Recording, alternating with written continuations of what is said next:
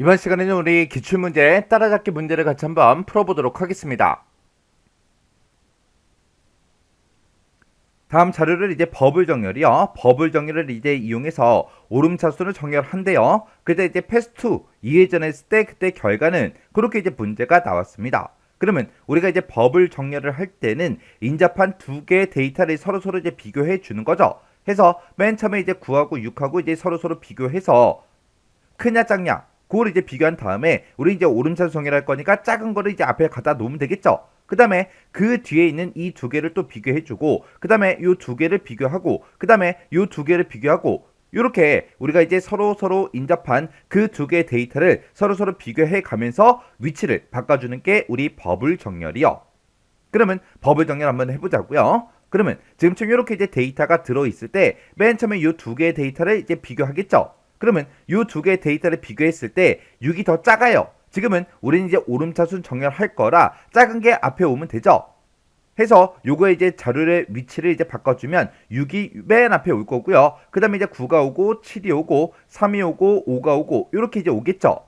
그러면 첫 번째, 두 번째 데이터는 비교했으니까 그 다음에 이제 두 번째, 세 번째 요 두 개를 비교해야겠죠.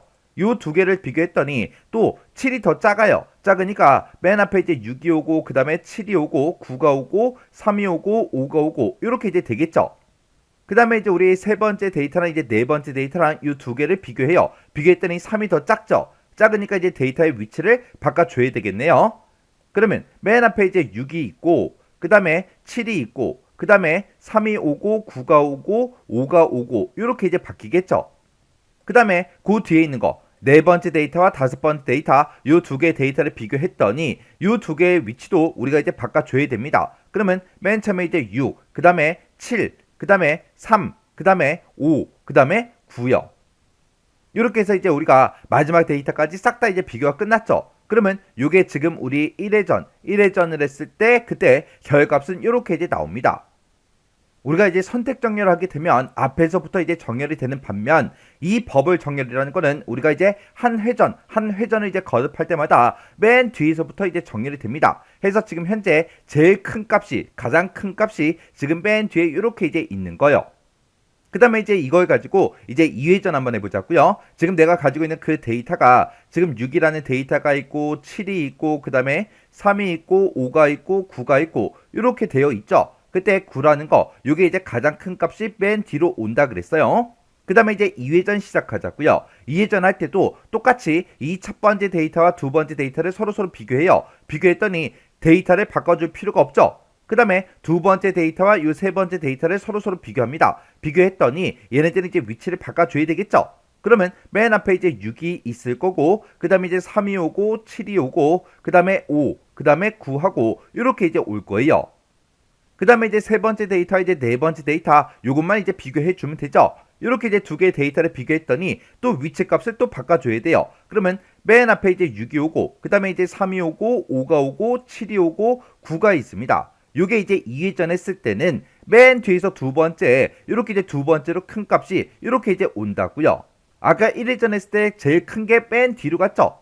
그 다음에 2회전을 딱 하고 나니까 두 번째로 큰 값이 요 위치로 이제 온다고요. 요게 이제 2회전 했을 때 그때 이제 결과값이요. 그러면 요 데이터를 가지고 또 3회전도 한번 해보자고요. 자, 우리 데이터를 이제 6하고 3하고 5하고 7하고 9하고 이렇게 이제 5개를 가지고 있을 때 그때 이제 3회전을 할 때도 맨 처음부터 요 두 개 데이터를 서로 비교합니다. 비교했더니 이제 데이터의 위치를 바꿔줘야 되겠죠.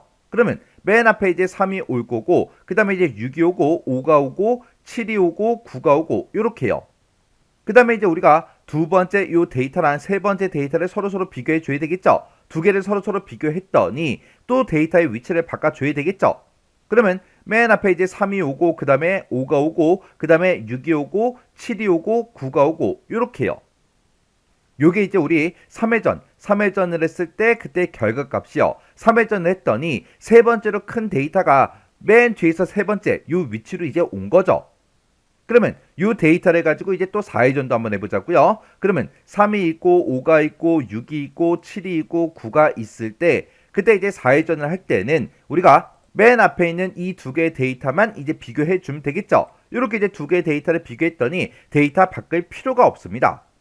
이게 이제 우리 4회전 했을 때 그때 이제 결과값이요. 그래서 이렇게 이제 4회전까지 했더니 이 데이터들, 이 5개 데이터에 대해서 전부 다 싹 다 이제 오름차순 정렬이 다 됐습니다. 그때 이제 문제에서 물어보는 거는 패스2 결과는 얼마냐? 2회전 했을 때 그때 결과가 얼마냐? 그렇게 이제 물어보는 거예요. 우리가 2회전을 했을 때 그때 나오는 결과는 지금처럼 이렇게 이제 나오는 거죠. 그래서 6, 3, 5, 7, 9하고 그렇게 나옵니다. 그 정답이 우리 4번에 있네요. 그래서 4번이 정답입니다. 그래서 이렇게 이제 정렬 문제를 가지고 정렬해라. 이렇게 이제 문제가 나올 때 우리가 각각 정렬들이 여러 가지가 있었죠. 그런 각각의 정렬들이 어떻게 정렬이 되는지 여러분들이 정확하게 알고 있어야 문제를 풀 수 있다고요. 그래서 그때 이제 정렬을 할 때 1회전 했을 때, 2회전 했을 때, 3회전 했을 때, 4회전 했을 때 그렇게 이제 적어가면서 정렬을 해줘야 우리가 정답을 정확하게 찾을 수 있어요. 이렇게 해서 우리 정답은 4번입니다.